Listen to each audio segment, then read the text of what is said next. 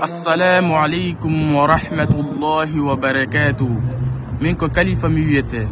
لما ريدو لندل في كرمكو بأمن بن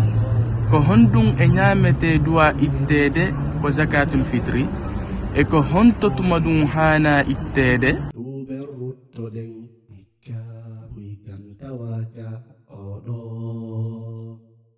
رمضان رمضان رمضان أري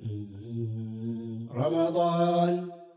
بسم الله الرحمن الرحيم الحمد لله رب العالمين والصلاة والسلام على أشرف الأنبياء والمرسلين وبعد السلام عليكم ورحمة الله وبركاته. هراي مسيب جولبة تدوبة كو مسيب موني كو لاندي اندو كو هندو وني نياور زكاة الفطر كو اتته مودو كو هندو اتته كو هندتما اتته. هراي زكاة الفطر كو سنة مؤكدة كو سنة تنتنا دويته او مودو مونلا صلى الله عليه وسلم سنة ناني ان كو جولدو غوتو كلا هاني اتده. هراي نون كو هندتما دوم وني كو اتته كو nyande julde ado neddo on rujjoyde iidi on o etata muudo on ado rujjoyde iidi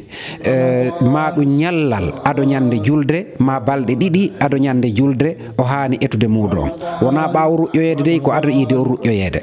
awa jonnon haray ko hondum etete haray ko etete muudo ko kala nema mo neddo on horiri mo nyaami hasuma e maayi ko on don nema o haani etude muudo siko maro siko fonye siko kaaba siko ngawri kala ko oti horiri hasuma yo mai haray ko dum do woni lasli on ko dum don hana etede muudo ko dum do woni ka lasli joni non karamo be figu ben no wode karamo be figu fottambe wonde haray yalli sono waawe lontinirede mbuudi nam no e karamo be burbe dudude fottambe wonde haray hino sellande oti yaltinta muudo on hara ko mbuudi o jonna hanudo hendade on hikma on e mudum ko fi honnum de tawde sa eti maro ma fonye ma kaaba jonni neddo tawara kanko ko mbuudi dim burayno aranzude mo hikmatu mashru'iyatu zakatu on woni ko zakatul mali ma zakatul fitri no tindinani on do wonde sa jetti mbuudi din a jonnimo haray ko dum no burata huntande mo haaju makko bay faandunde den haray juldo on ko yo nyaamo ha o hara nyande julde fi wata o wele awa haray joni non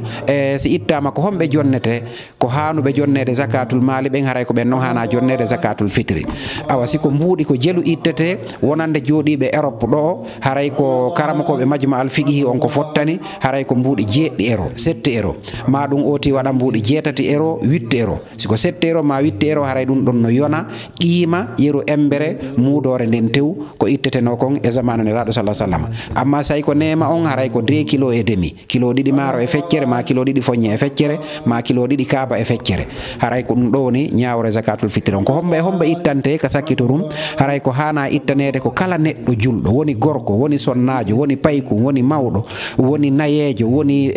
hay bobo jibinaado nyande julde si tawi o jibinaama ado iidi o rujjoyede haray o etante muudo si iidi o rujjoye wallahu alam assalamu alaykum wa rahmatullah رمضان رمضان رمضان أري رمضان رمضان رمضان أري جنگن دين من إسلام ريوين جوغي من الله توبر رتدن إكا ويكن تواجا أودو